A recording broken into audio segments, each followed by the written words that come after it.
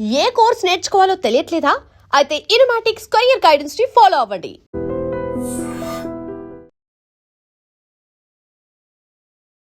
నమస్కారం గురుగారు. నమస్కారం తల్లి. గురుగారు, మరి పూనకలు రావడం నిజమేనా? ఎక్కువ శాతం ఎల్లమ్మ, పోచమ్మ అట్లాంటి అమ్మవార్ల గ్రామ దేవతలే వస్తుంటారని వింటూ ఉంటాం కదా. అవును. సో మరి అందులో నిజమెంత?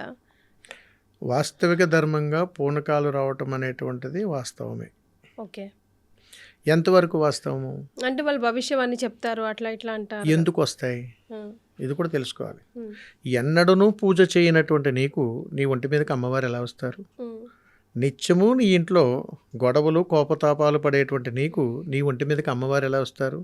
నీ గ్రామంలో నీ గ్రామదేవతనే సరిగా పట్టించుకోలేనటువంటి వైరాగ్య వ్యవస్థలో బ్రతుకుతున్నటువంటి గ్రామంలో గ్రామదేవత ఉన్నటువంటి అమ్మవారు ఒంటి మీదకి ఎలా వస్తుంది? ఉమ్, ఎన్నడూ ఎప్పుడూ కూడా నీ జీవితకాలంలో నీ ధర్మాన్ని భర్త దగ్గర, బిడ్డల దగ్గర, నీ బంధువుల దగ్గర, నీ మిత్రుల దగ్గర ఎప్పుడూ ఎన్నడూ కూడా సక్రమమైనటువంటి ప్రయాణంలో నువ్వు లేవు కదా, మరి తల్లి నీ ఒంటి మీదకి ఎలా వస్తుంది అనేటువంటి ప్రశ్న కానీ మనం వేసుకుంటే, పితృదేవతల యొక్క శుభానుగ్రహము దేవతా స్వరూపాల్లో మన మీదకి వస్తాయి. ఉమ్, ఇవి 1 ఉగ్రభూతాలు, 2 పిశాచాలు, 3 దేవతా స్వరూపాలు. 1 ఉగ్రభూతాలు, 2 పిశాచం, 3 దేవత. దేవతా స్వరూపాలు. ఇప్పుడు పిశాచాలు ఉగ్రభూతాల ప్రయాణం ఎలా ఉంటుందని అంటే, రాక్షసానందం పొందుతున్నటువంటి నీ జీవన శైలిలో ఉన్నటువంటి పరమార్థాన్ని నువ్వు తెలుసుకోలేకపోతే నిన్ను ఆవహించింది పిశాచి. అది చూసి మనం దేవత అని అనుకుని పొర్లు దండాలు చేస్తాం. ఇది పొరపాటు. ఉమ్, మరి దేవతా స్వరూపాలు ఎక్కడి నుంచి వస్తాయి? 10 మందికి ఆదర్శనీయంగా బ్రతకగలిగేటువంటి చరిత్ర కలిగినటువంటి కుటుంబమై ఉండాలి. 10 మందికి అన్నం పెట్టేటువంటి చెయ్యి అయి ఉండాలి. అడిగింది ఏది నా దగ్గర లేదు అనేటువంటి పదం నీ దగ్గర ఉండకూడదు. దైవ సంకల్పంలో ఆకలితో ఉన్నవాడికి అన్నం పెట్టగలగాలి, వస్త్రం లేనటువంటి వాడికి వస్త్రధారణ ఇవ్వగలగాలి, ఆపదలో ఉన్నటువంటి వాడికి చేయూతనివ్వగలగాలి, నేనున్నానటువంటి ఒక ధైర్యాన్ని నువ్వు చూపించగలిగేటువంటి తత్వం ఏ మాతృమూర్తికైతే ఉన్నదో ఉమ్, వారిని దేవతా స్వరూపాలని అంటారు. చూడగానే 2 చేతులు పైకెత్తి జోడించి నమస్కారం చెయ్యాలనిపిస్తుందమ్మా తల్లిని చూస్తే అని అంటాను, చూసారా? వారు దేవతా స్వరూపాలు. వారికి కలిగే అనుభూతి ఎలా ఉంటుందో తెలుసునా? మరి మీరు వింటానంటే చెబుతాను. గురుగారు. ఎంత అద్భుతంగా ఉంటుందంటే మీరు గమనించండి. ఏదైనా మీరు ఒక దేవాలయానికి వెళ్ళారా అని అనుకోండి. ఉమ్, దేవాలయానికి వెళ్ళి ఒక్కసారి దేవాలయం ముందు నిలబడి మీరు ఇలా పైకి చూసారనుకోండి, ఏం కనపడతాయి? ఉమ్, గాలిగోపురం కనపడుతుంది. ఉమ్, ఈ గాలిగోపురం మీద దేవాలయ పరివార దేవతలు, వాహనాలు, సప్తఋషులు, అలాగే దేవతా గణనాల దేవతలు అందరూ కూడా గోపురం మీద ఉంటారు. ఉమ్, వారు అక్కడే ఎందుకు ఉంటారు? ఉమ్, లోపల ఉండొచ్చు కదా. బయట వాళ్ళకు బయట చూస్తారు, లోపల వాళ్ళు లోపల చూస్తారు. ఏం చూస్తుంటారు వీళ్ళు? ఉమ్, మనలో ఉన్నటువంటి దైవ సంకల్పాన్ని చూస్తూ ఉంటారు. ఏ తత్వంతో మనం దేవాలయంలో గారి గోపురంలోనికి శిరస్సు ఉంచి లోపలికి వెళ్తున్నావో నేను గమనిస్తుంటారు. అంతటి గమనించేటువంటి శక్తి అక్కడ ఉంటుంది. ఇక్కడ రాగానే లోపలికి వెళ్ళినప్పుడు ఈశ్వర సంకల్పం జరుగుతుంది. ఉమ్, లోపలికి వెళ్ళగానే ఇది ఎవరి అనుగ్రహం అంటే శివానుగ్రహమే. అందుకని ఊరు మధ్యలో ఉన్నటువంటి ఈశ్వరుడు ఎప్పుడూ కూడా లోపల ప్రదక్షిణాత్రయం చేసేటప్పుడు ఏం చేసి వచ్చావురా అని అడుగుతాడు. ఉమ్, నేనేం చేసి రాలేదయ్యా, నేను నమస్కారం చేసుకోవడానికి వచ్చేసానంటావు. మరి పైన ఏం చూసి లోపలికి వచ్చేవేమిటి అని అంటారు. మరి వీళ్ళందరూ ఎవర్రా అని అడిగితే గాలిగోపురం మీద మన తరతరాల నుంచి వస్తున్నటువంటి తాత ముత్తాతల యొక్క ఆత్మసంచారం తిరుగుతుంటుంది. వాళ్ళకి మోక్షం రాలా. ఎందుకంటే హరిషడ్ వర్గాలు జయించాలి పునర్జన్మ కావాలంటే. ఉమ్, అది బ్రతికుండగా చేయలేకపోతున్నాం. దేవీ స్త్రీ దేవతా స్వరూపాలైనటువంటి కొంతమంది మాతృమూర్తులకి ఇది సాధ్యం. ఉమ్, అందుకని వీళ్ళు లోపలికి వెళ్ళి అనుగ్రహం రాగానే శివానుగ్రహం దక్కుతుంది. ఉమ్, కాలక్రమేణా కొద్ది రోజుల అనంతరం వీరు కాలం చేశారని అనుకుందాం. మరి ఊరు దాటాలుగా పొలిమేర. ఉమ్, ఊరు పొలిమేరల్లో శంకరుడు కాలభైరవ రూపంలో అవతారాన్ని ఇచ్చి శంఖాన్ని పూరించినట్టుగా కుక్క రూపంలో మరుగుతాడు, శునక రూపంలో. చాలా అద్భుతంగా కివ్వని అరుస్తుంటాయి. ఉమ్, అయ్యో కుక్కలు అరుస్తున్నాయి, ఎముడు వస్తున్నాడు, వెళ్ళిపోండి లోపలికి అంటారు.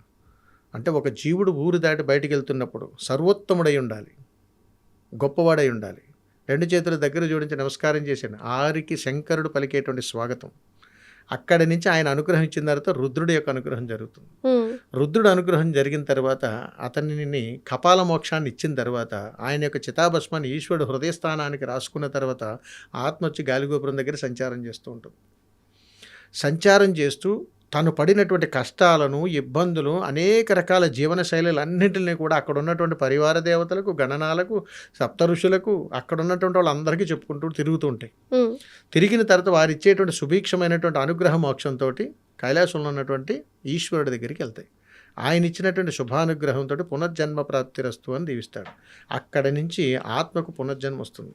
అలా వచ్చినటువంటి తత్వం కలిగినటువంటి పితృదేవతల వంశంలో పుట్టినటువంటి మనం ఎవరైతే ఉన్నారో వారికి దేవతలు అమ్మవారి మీదకి రావడం జరుగుతుంది. ఇది దీంట్లో ఉన్నటువంటి మర్మం. కానీ ఇప్పుడు అలా లేదు. ఇప్పుడు మీరు అడుగుతున్నట్టుగా ఏంటంటే ఎవరి మీద కావాలంటే రప్పించుకుంటూ వచ్చేస్తారు. అట్లా ఎందుకు అని అంటే ఒక్కొక్కరికి ఒక్కొక్క రకమైనటువంటి బలహీన వస్తుంది. ఇక్కడ ఏం చెప్తున్నారంటే ఒకప్పుడు పూర్వకాలంలో ఒక శబ్దం కొట్టాలి అని అడిగితే జంతు చర్మాలే వాడేవారు. ఇప్పుడు అలా లేదు. కొంత ఏదో ప్లాస్టిక్స్ సమయం వచ్చాయి. ఇది మనకు అనవసరం. పూర్వకాలం గురించి మాట్లాడుకుంటే జంతువులు కూడా అవి మరణించిన తరువాత వాటి యొక్క చర్మాన్ని కూడా డోలుగా మార్చి కొట్టేవారు. దీనికి పరమార్థం ఏమిట్రా అని అడిగితే, అమ్మా నేను బ్రతికుండగా నీ రుణానుబంధాన్ని తీర్చుకోలేకపోయాను, కానీ నాకు మరణాంతరం ఆ ఈశ్వరుడు అనుగ్రహాన్ని ఇచ్చాడు. ఇదిగో నా తోలుని ఇలాగా శబ్దంగా మారి నీ ముందు నేను ఆడుతున్నాను, ఏది నాకు ఒక్కసారి దర్శనమిస్తావమ్మా, ఒకసారి నాకు నేను చూడాలని ఉందమ్మా అని అడిగితే ఈ శబ్దాలకి అమ్మవారు ప్రసన్నురాలై ఎవరో ఒకళ్ళ దేహం మీదకి వచ్చి 2 నిమిషాలు ఆడుతున్నప్పుడు వీళ్ళు ఇంకా శబ్దాలు కొడుతుంటారు. వీళ్ళ ఆనందం, ఈ చర్మానికి ఉన్నటువంటి అమితానందంతో వాళ్ళు ఇంకా నాట్యం ఆడుతుంటారు. అట్లా చూసిన తర్వాత వారు ఆగిపోగానే ఈ శబ్దం ఆగిపోతుంది. అంతటి అనుగ్రహం దేవతలు ఇస్తారు. ఎలా ఇస్తారు ఇప్పుడు మీకు చెప్పాను వివరంగా. అర్థమైందా తల్లి? మరొకసారి తెలియజేయను. అర్థమైంది కానీ నాకు కనెక్షన్ కుదరలేదు గురుగారు. ఎలా హౌ అంటే భవిష్యవాణి కూడా చెప్తూ ఉంటారు కదా, ఇలా జరుగుతుంది, అలా జరిగింది, ఇందుకు జరిగింది, అందుకు జరిగింది. అదే చెప్తున్నాను తల్లి. ఇవి దేవతలు ఒక దేహాన్ని ఆవహించాలని అంటే పూర్వకాలంలో కొన్ని జీవరాశులు వచ్చి మొక్కుకునేవి. అదే మొక్కుకుంటే ఆ మొక్కుకునే వాళ్ళు ఎవరు అని అడిగితే పునర్జన్మ ప్రాప్తిరస్తా అనేటువంటి అనుగ్రహాన్ని పొందినటువంటి వాళ్ళ యొక్క ఆత్మ ఏదో ఒక జీవరాశిలోకి వెళ్ళాలి. వాళ్ళు ఆ దేవతల ముందుకు వచ్చి అమ్మ నాకు పునర్జన్మ వచ్చింది, ఈ జన్మలో ఈ రూపాన్ని వచ్చింది, నాకు నీకు దర్శనం చేసుకునేటువంటి అనుగ్రహాన్ని ఇయ్యమ్మా అని మొత్తుకుంటారు. అలా మొత్తుకున్నటువంటి కొన్ని జీవరాశుల యొక్క చర్మాన్ని డోలు డోలకుల్లో మనం సిద్ధం చేస్తారు. అలా వచ్చింది వాటి పరమాత్మే. అలా వచ్చిన తర్వాత నీ ముందు నేను శబ్దాన్ని చూపిస్తున్నానమ్మా అని చెప్పి ఆ శబ్దానికి తపశ్శక్తిగా భావించినటువంటి ఆ శబ్దానికి దేవత ప్రసన్నం అవుతుంది. అయినప్పుడు ఎవరో ఒకళ్ళ దేహం మీద ఆవహించాలి అని అడిగితే ఇందాక నేను ఏదైతే చెప్పానో అలాంటి తత్వం కలిగినటువంటి దేహాలే అమ్మవారికి ప్రీతికరం కాబట్టి వారి ద్వారా బయటకు వచ్చి ఏదైతే చెప్పాలనుకున్నానో అవి చెప్పి తిరిగి వెళ్ళిపోతాయి. ఎంతసేపు చెప్తాయో తెలుసునా? వీళ్ళు ఎంతసేపు అయితే ఇవి ఆనంద తాండవం చేస్తుంటాయో ఆ దర్శనాన్ని చూసి అంతవరకు చెబుతారు. ఇది ఆగిపోగానే వెళ్ళిపోతారు. అందుకని ఆ శబ్దాలు కొడుతున్నంతసేపు అమ్మవారు కనపడుతుంది. ఇది కనపడేటప్పుడు అమ్మవారు చెప్పేటప్పుడు ఒక అతీతమైనటువంటి అనుబంధ శబ్దాలు ఏమిటో తెలుసా? ఈ శబ్దం వస్తున్నప్పుడు అమ్మవారు ఎట్లా అవుతుంది, దాన్ని మనం అమ్మవారి పూనకము అని అంటాం. ఈ పూనకంలో మన భవిష్యవాణి కానీ ఇతరితరాలు కానీ మనకి ఏదన్నా అడిగితే చెప్పేటప్పుడు ఏంటంటే తల్లి వాక్కుగా మనం భావిస్తాం. ఇది చెప్తున్నప్పుడు వాళ్ళకి తెలియదు. కేవలం 8 నిమిషాలు మాత్రమే ఉంటారు. అంతకుమించి అమ్మవారి దర్శనం కలగదు. ఇది వాస్తవం. అందుకని మనకు అరగంట అమ్మవారు ఉన్నారండి, గంట అమ్మవారు ఉన్నారండి, అమ్మవారు ఇక్కడే మనకు దర్శనం ఇస్తున్నారంటే కుదరదు. అందుకని ఇక్కడ ఏంటంటే గ్రామ దేవతల యొక్క శక్తివంతమైనటువంటి స్వరూపం అష్టదేవతామూర్తుల స్వరూపంగా ఇస్తారు. ఒక్కొక్క దేవత ఒక్కొక్క నిమిషంగా మనకు దర్శనం ఇస్తారు ఇక్కడ. అందుకని మన ఇంట్లో కూడా అష్టదిక్పాలకులు ప్రతిదానికి ఒక 8 అనేటువంటి ఒక విధానంలో అష్టదిక్పాలకుల యొక్క మహాసంకల్పం గృహంలో ఎలాగైతే ఉంటుందో అష్టదేవీ దేవతల యొక్క స్వరూపము గ్రామ దేవతకు ఉంటుంది. అందుకని అమ్మవారికి ఎప్పుడు కూడా అష్టదేవతా స్వరూపాలు అంటారు. అందుకని అమ్మవారి 8 రూపాల్లో మనకు దర్శనం ఇచ్చినట్టుగానే మన ఇంట్లో కూడా 8 దిక్కుల్లో 8 అధిపతి దేవతలు ఉంటారు. అలాగే ఒక్కొక్క దేవత 60 సెకండ్లు అమ్మవారు ఆవాహనం అయ్యి మనకు దర్శనం ఇస్తారనేది ప్రతీక. అది సో నమ్మడం అంటే ఎలాగైతే నెగిటివ్ ఎనర్జీ ఆవేస్తుందో అలాగే పాజిటివ్ ఎనర్జీ కూడా వస్తుంది, నమ్మాల్సిందే. ఇప్పుడు కాలంలో దాన్ని ప్రశ్నిస్తే ఏంటంటే అది ట్రెండింగ్ కోసం చేసేటువంటి కొన్ని ఉన్నాయి, విన్యాసాలు అంటాం. వీటిని పెద్దగా పట్టించుకోవాల్సిన అవసరం లేదు. ధన్యవాదాలు. శుభం.